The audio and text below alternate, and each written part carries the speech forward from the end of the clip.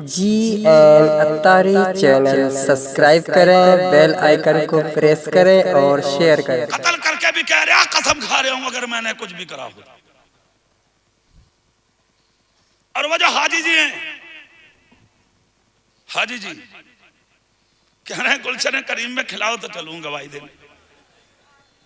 चलो चल ले, खट्ट से दिया है गवाही।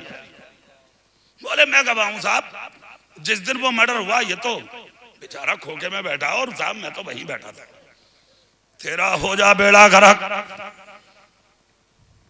मंडी चौक में जाके देखो कुनर की वालों, हंसने की बात ना, हर सोना बेचने के वाले के पास एक हाजी बैठा।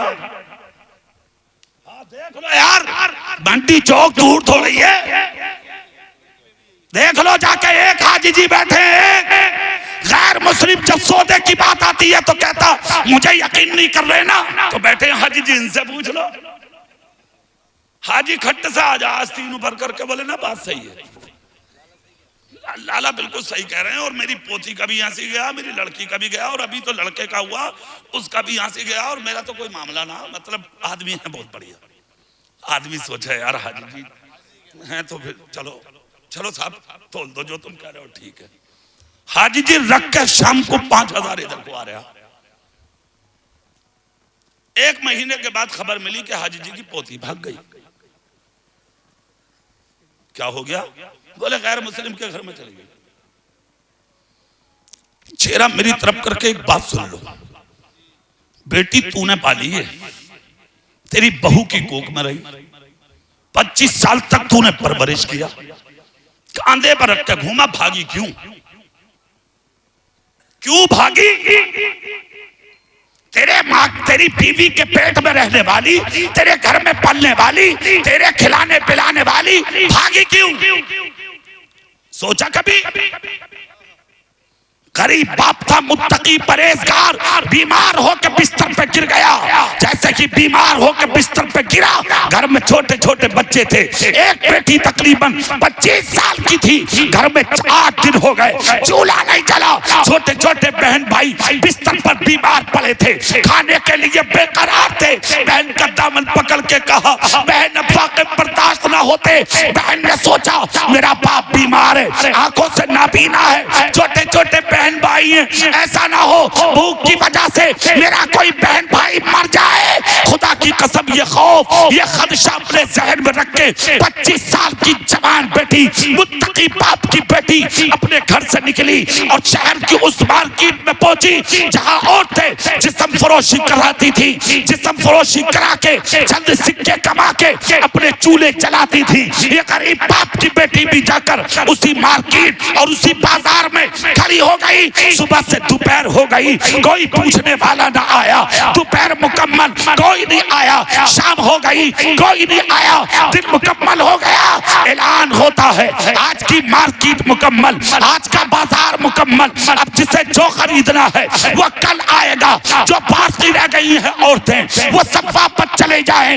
ये गरीब बाप की बेटी रोती हुई अपने घर में आई। जैसे कि जहन में कदम रखा, बाप ने बेटी के कदमों की अक्कासी महसूस की। आवाज निकाल के कहा, बेटी बाद में बैठना, पहले मेरे करीब आ जा।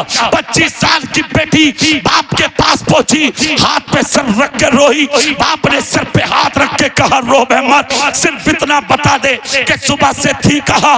25 साल जवान बेटी ने कहा, अब्बा जान मुझे माफ करना। कहा क्या हुआ? कहा आज आपके खिलाफ कदम उठाया है मैंने, मेरे बहन भाई भूख की वजह से मरने वाले थे।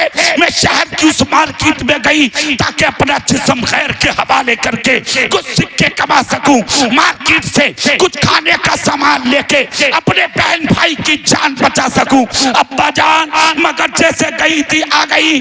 अल्लाह अल्लाह इतना जब कहा तो बाप बोला, बेटी सच बताना, उस बाजार में गई क्या कोई तेरे करीब आया?